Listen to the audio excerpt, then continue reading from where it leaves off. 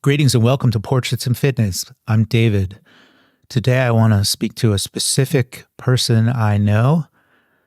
He's a photographer. Oh, wow. He's pretty decent at what he does. But at the risk of pissing him off, I want to tell him a few things that he needs to hear. And maybe you know somebody that might need to hear them as well. For the sake of anonymity, I'll call him photographer. So here goes.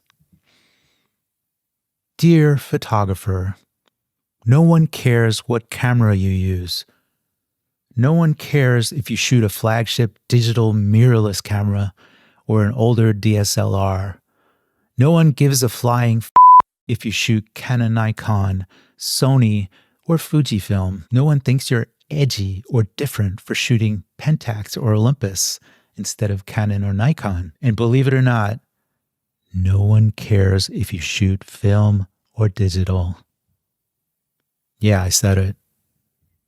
Your next great photo, your next job doesn't depend on you having a certain camera body. The lens you really covet, you know, the one that gives that delicious painterly bubble bokeh, it's not going to make the difference. But go ahead and get it. When you get the chance, if you get the chance, take that shot and get that bokeh-licious background. I bet you that the first thing that girl in the picture is going to do, her eyes are going to go straight to her hair, her smile, and her skin. You know that old camera that sits on your shelf or in a drawer? That was once the cutting edge of technology. Even today, nearly 30 years into the evolution of digital camera technology, most of the greatest pictures of all time were made on film with manual focus lenses. Do you really want to make something good, even great? Stop obsessing about corner-to-corner sharpness and start thinking about how to find good subjects. Stop peeping at pixels and get back to peeping through your viewfinder, looking for new ways or different ways to see the world. Stop fooling yourself that a new piece of kit will make you any better and start finding ways to connect with your subject and touch your audience. Remember that story you told me about meeting a rep from Hong Kong who told you about all the nouveau riche in China who were just walking into a Hasselblad dealer and asking for the most expensive camera and walking right back out with it? No questions asked. Just like the overweight businessman you heard about with as much fat as money to burn, who bought the most expensive handcrafted Colnago, kitted out with full Campagnolo components, and never cranked the pedals a single turn. He just put it on his wall because he could. People like that are status seekers, and good for them for supporting industries we like and spending their money on what they enjoy. But getting back to photography, do you photograph people? Stop thinking about how much effort you put into your lighting or how cool it looks, and put more thought and energy into considering how you make your subjects feel, not just when they look at the photos, but more importantly, when they're in front of your lens.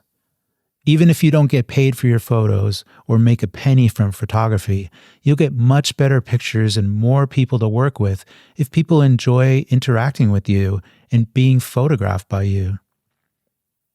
Back to that girl in that bokeh-licious picture. If she doesn't like how you made her feel before, during, and after working with her, no investment in gear can make up for the lack of investment of care in your subject. And that goes for inanimate objects and landscapes to a certain degree. Of course, there is an argument to be made for upgrading. You could shoot sports with an older DSLR, but if the autofocus makes you miss too many shots, by all means, get a camera or lens with better autofocus performance. If sports is what you want to shoot, there are plenty of Canon Nikons released in the past dozen years or so that barely miss focus. The next time you feel the urge to shop for new gear, ask yourself this question. Is my current gear holding me back from making the images I want to make for myself or need to make for existing or potential clients? Before you even ask that question, ask yourself what you actually want to shoot.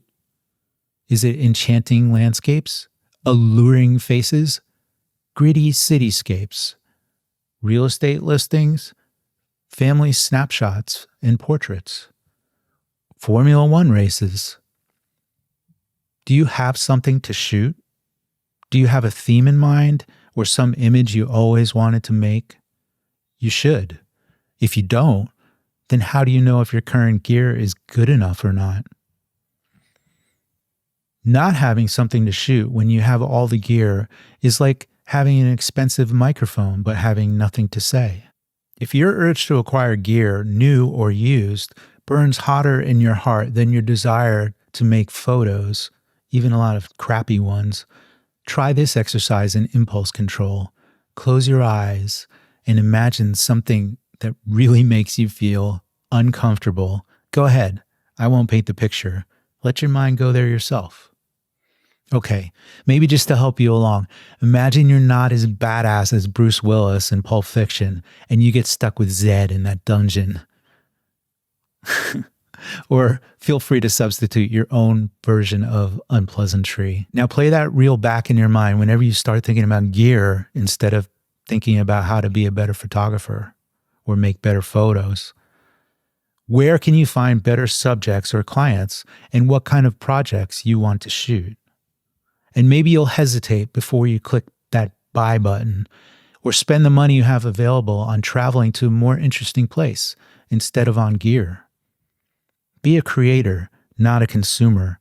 Accumulate experiences over possessions. The most powerful sensor in the world is not made in a semiconductor fab or even a piece of plastic substrate smeared with photosensitive chemicals. It's between your ears. Good points. Who am I to argue with you? Now let's go out and shoot.